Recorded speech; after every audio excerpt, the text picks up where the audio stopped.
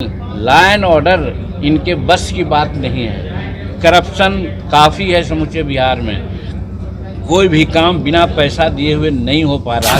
मांग करते हैं नीतीश कुमार से कि आपसे ये बिहार का शासन नहीं चल रहा है। आपका उम्र भी कुछ इस ढंग का हो रहा है, बोल रहे हैं जो पता नहीं चलता है कि नॉर्मल है कि अब नॉर्मल है। इस लाइन पर आप इस्तीफ़ा दे दीजिए, त्याग पत्र दीजिए कि भाई पिसमिल करके लोग क्यों ऐसा लोगों को मार रहे हैं। आप एक बार खड़ा कर दीजिए गरीबों को और डायर ऐसा गोली चला दीजिए, जलियांवाला बाग वाला हो जाए, मर जाए तो अच्छा रहे। क्या उन्होंने कहा कि तुमको हमने बनाया है, तुमको कुछ नहीं आता है, ये सारी बात भी कहा। तो हमने कहा कि तुम आप कर रहे हैं वो तो ठीक है, लेकिन तुम हमको कहने लायक नहीं है। आपसे किसी भी परिस्थिति में हम जूनियर नहीं हैं कि ये शेड्यूल कास्ट के विरोधी हैं, महिलाओं के विरोधी हैं और यहाँ भ्रष्टाचार चरम सीमा पर है। एस्टीमेट घोटाला हो रहा है, भारत सरकार पैसा दे रही है, उसका ये उपयोग नहीं कर रहे हैं। नमस्कार, आप देख रहे हैं फर्स्ट लुक बिहार। मैं आपके साथ विवेक, हिंदुस्तानी आम मोर्चा के संस्थापक और बिहार के पूर्व मुख्यमंत्री जीतन राम मांझी आज मुजफ्फरपुर पहुंचे। इस दौरान बड़ी संख्या में कार्यकर्ताओं ने उनका स्वागत किया और प्रेस वार्ता में सीधे बिहार के मुख्यमंत्री नीतीश कुमार पर जमकर निशाना साधा। उन्होंने कई सारी बातों को भी कहा। उन्होंने कहा कि बिहार का लॉ एंड ऑर्डर बिहार के मुख्यमंत्री नीतीश कुमार से सुधर नहीं सकते। जिस तरीके से लगातार बिहार में शराब से लोगों की मौत हो रही है, तो नीतीश कुमार ऐसा क्यों नहीं करते कि सबको एक लाइन में खड़े कर गोली मार दे। और कई सारी बातों को भी कह रहे हैं। वहीं आरक्षण को लेकर बड़ी बात कही है और उन्होंने बताया कि जिस तरीके से उन्हें सदन में बेइज्जत किया गया है, वो उन तरीके से वह अति पिछड़े का विरोधी है। उन्होंने साफ साफ कहा कि वो बिहार के मुख्यमंत्री नीतीश कुमार अति पिछड़ों का विरोधी है। और वहीं बिहार में जो लगातार आपराधिक घटनाएं घटी है, उस पर तो हिंदुस्तानी आवाम मोर्चा के संस्थापक और बिहार के पूर्व उप मुख्यमंत्री जीतन राम मांझी ने तो नीतीश कुमार के ऊपर कई सारे आरोप भी लगाए। वहीं उन्होंने कहा कि उनसे बिहार का लॉ एंड ऑर्डर नहीं संभलने की चीज़ है। और वहीं आज मुजफ्फरपुर की धरती से बड़ी मांग की है। बिहार के मुख्यमंत्री नीतीश कुमार से जीतन राम मांझी ने फिर से एक बड़ी मांग की है। वो मांग क्या है, पहले आप वो सुनिए। माननीय मुख्यमंत्री जी को बड़ा इज्जत हम करते रहे हैं। 2005 और 2010 के बीच में नीतीश कुमार आवाज़ का तुलना करते हैं तो हज़ारों गुना डिटोरिएशन में हैं। और जनरल डायर का तुलना इसलिए किया है कि आए दिन चाहे गोपालगंज का मामला हो, सीतामढ़ी का मामला हो, आपको समस्तीपुर का मामला हो, या फिर लखीसराय का मामला हो, या फिर मधेपुरा की जैसी बात बोल रहे हैं, फिर कैमूर में एक साथी की हत्या, शम मुसहर की हत्या कर दी गई। कब की, जब वो 4 दिन पहले लिख करके दिया है थाना में कि हमारी हत्या हो सकती है, आप लोग उसको देखें, तो बावजूद भी उनकी हत्या हो गई, कोई देखा नहीं। तो इतनी हत्याएं हो रही है और शराब, विषैली शराब परोसी जा रही है। तो इसीलिए हमने कहा है कि भाई पिसमिल करके लोग क्यों ऐसा लोगों को मार रहे हैं। आप एक बार खड़ा कर दीजिए गरीबों को और डायर ऐसा गोली चला दीजिए, जलियांवाला बाग वाला हो जाए, मर जाए तो अच्छा रहेगा। कारण कि गुजरात मॉडल भी देखा गया होगा, वहाँ शराब बंदी है और महात्मा गांधी जी के नाम पर ही शराबबंदी होती है। तो उस स्टेट में कैसे शराबबंदी है, वहाँ कोई प्रकार की बात विषैली शराब नहीं परोसी जाती, और यहाँ पर कैसे विषैली शराब परोसी जा रही है जिससे लोग मर रहे हैं। और मैं तो यही कहता हूँ कि अपना पाप को धोने के लिए कहा इन्होंने ये किया। देहात में कहावत है कि जो नया पंडित होते हैं वो भर लीलार चंदन लगाते हैं। तो 2005 और 10 और उसके बाद जो इन लोगों ने काम किया था शराब के संबंध में कि हर पंचायत में शराब का लाइसेंस इन्होंने दे दिया था। घर घर शराबें बन रही थी, बिक रही थी। अब सब लोग अभ्यस्त हो गया। अब फिर 2016 में सोचा इन्होंने कि हम अब 100 चूहा खा के बिल्ली चली हज को। तो वही क्रम में ये ऐसा हिसाब लगा दिए हैं कि गरीब लोग ही मारे जा रहे हैं। गरीब लोग आज जितने भी जेल में हैं या कानूनी कार्रवाई के शिकंजे में हैं 70% गरीब लोग हैं, मजदूर लोग हैं। और बड़े हम तो कहा है, सब दिन कहा है, आज भी आप लोगों के माध्यम से कहता हूँ कि शराब बंद नहीं है। और शराब पीने में जो बड़े लोग हैं, पैसे वाले, रसूख वाले, वे शराब रात में पीते हैं, पति पत्नी पीते हैं। इसलिए हम कहते हैं कि अगर ब्रेथ एनालाइजर जो गरीब मजदूर को लगाते हैं आप 10 बजे के बाद उनको तो लगाइए, देखिएगा कि क्या हकीकत है।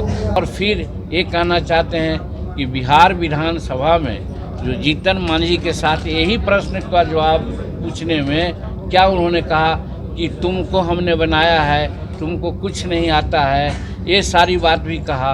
तो हमने कहा कि तुम आप कर रहे हैं वो तो ठीक है, लेकिन तुम हमको कहने लायक नहीं है। आपसे किसी भी परिस्थिति में हम जूनियर नहीं हैं। जूनियर को तुम कहा जाता है। आपका उम्र है 74-75, जीतन मांझी का उम्र है 80।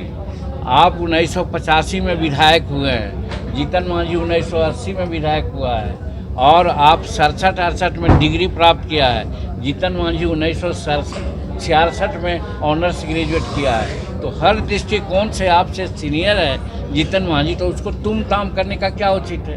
उसमें भी जब हम पूछ रहे हैं कि 71 से रोस्टर नियम लागू है और 3.7% आरक्षण हमारा है वहाँ, उसको कब पूरा कीजिएगा। इसी पर उन्होंने एक शेड्यूल कास्ट या वहाँ दलित को कि बेइज्जत करने का काम किया। इसके लिए हम धन्यवाद दे रहे हैं माननीय भारत के प्रधानमंत्री को, जो चाहे तेलंगाना में हो या राजस्थान में हो, उन्होंने बहुत पुरजोर शब्दों में कहा है कि बिहार में जो घमंडिया गठबंधन है उसमें इतना घमंड है कि जीतन मांझी ऐसे लोगों को भी वो 33 साल से कराया। 33 साल की बात छोड़िए ना, साथ में से तो कितना दिन हम लोग कहते थे, हम लोग भी कहते थे, बात करते थे। विधानसभा में प्रोसीडिंग है, मेरा कहना जिसके हाथ में सत्ता है वो ना 1 साल रहे, 2 साल रहे, 3 साल रहे, तो एक बात भी है। 33 साल से दोनों भाई, बड़े भाई छोटे भाई, छोड़िए पुराने ज़माने में तो नंगे थे, तो इसका मतलब हम नंगे रहे हैं आज।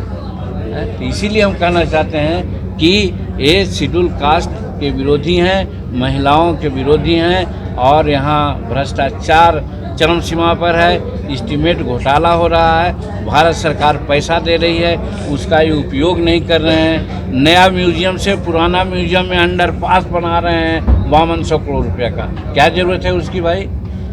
हमारे दक्षिण बिहार में उल्टी गंगा बहाने के नाम पर 6000 करोड़ रुपया खर्च कर रहे हैं, जाके वहाँ तर्पण के लिए पानी की बात है, जबकि इंद्रपुरी से पानी 700 करोड़ में आ रहा था। ये सारी बात है, इसके चलते बिहार का प्रशासन इनसे नहीं संभल रहा है। इसीलिए आप लोगों के माध्यम से हम चाहते हैं कि वो त्याग पत्र दे दें, तो रही सही जो भी उनको इज्जत है बच पाएगी, नहीं तो जो 2005 से 2010 में इन्होंने इज्जत कमाई सब मटिया मेट हो जाएगा। ठीक, इज्जत करने में नहीं छोड़ा। और इसके बाद सबसे बड़ी आबादी हमारी महिलाओं की है, हमारी महिला हैं, बेटी हैं, बहू हैं। हम लोग सारी परिस्थिति को समझते हैं, लेकिन विधानसभा के फ्लोर पर जो बेटी बहू के संबंध में उन्होंने बात कही मैं दोहरा नहीं सकता। लेकिन इस चीज़ को सब कोई जान रहे हैं, कितना ऑब्जेक्ट किया कि कोई मुंह बंद कर लिया, कोई की आँख से आंसू आ रहा था, कोई कुछ बोल रहे थे, लेकिन ये बोलते जा रहे थे। तो मेरा कहने का मतलब है कि इनके दिमाग में लग रहा है कि 18 साल जो मुख्यमंत्री रहे, तो अब इनको लगता है कि हम बहुत बड़ा ये तेगवा खां हो गए हैं, अब हमारा कोई पैट नहीं कर सकता है, हम जो बोलें सो सही।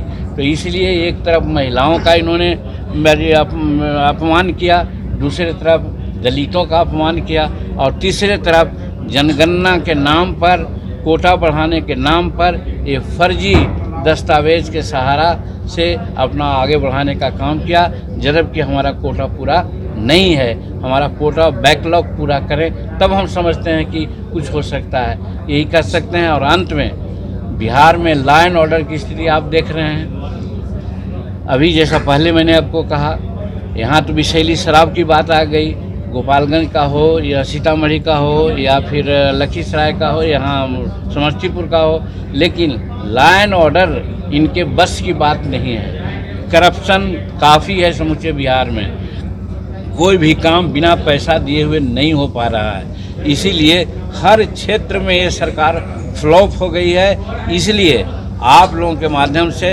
ये पॉलिटिकल राजधानी मुजफ्फरपुर के टाउन में आज मांग करते हैं नीतीश कुमार से कि आपसे ये बिहार का शासन नहीं चल रहा है। आपका उम्र भी कुछ इस ढंग का हो रहा है, बोल रहे हैं जो पता नहीं चलता है कि नॉर्मल है कि अब नॉर्मल है। इस लाइन पर आप इस्तीफा दे दीजिए, त्याग पत्र दीजिए, किसी दूसरे को मौका दीजिए जिसमें कि बिहार की जनता को कुछ सहूलियत मिले। तो आपने सुना कि बिहार के पूर्व उप मुख्यमंत्री जीतन राम मांझी ने किस तरीके से बिहार के मुख्यमंत्री नीतीश कुमार पर जमकर निशाना साधा। आपको बता दें कि मुजफ्फरपुर में उन्होंने प्रेस वार्ता किया। प्रेस वार्ता के दौरान उनके बड़ी संख्या में समर्थक मौजूद थे जिन्होंने उनका स्वागत किया। इसी दौरान बिहार में जिस तरीके से लगातार सीतामढ़ी और अन्य जिले में शराब से मौत हो रही है और जो इस तरीके से आपराधिक घटनाएं घट रही है, उस पर बिहार के मुख्यमंत्री नीतीश कुमार से बड़ी बात कही है। उन्होंने कहा कि उनसे लॉ एंड ऑर्डर नहीं सुधर सकता है, वह इस्तीफा दे दे और इस्तीफे की मांग की है। उन्होंने बताया कि दरअसल